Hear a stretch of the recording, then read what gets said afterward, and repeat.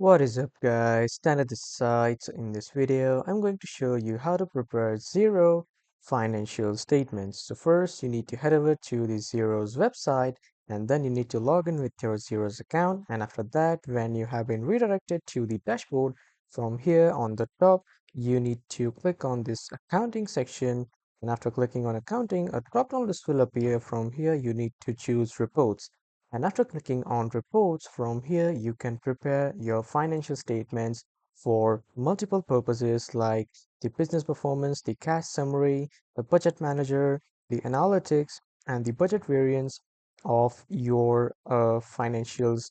And from here, under the financial statements, you can create a statement of cash flows, disposal schedule, depreciation schedule, blank report, balance sheet, whatever you'd like. So for this video, we will create a profit and loss financial statements. I'll click on profit and loss, and then in a new window, the profit and loss section will open. From here, I need to select the date range and compare with 1 month. And after that, I just need to enter all the amounts like the gross profits, the next profits, and after entering the gross and net profit, I will click on update. And after that, when the amount has been updated, from here I have the option to export. When I click on export, you have three options to export: export as a PDF, export as an Excel file, or export as Google Sheets.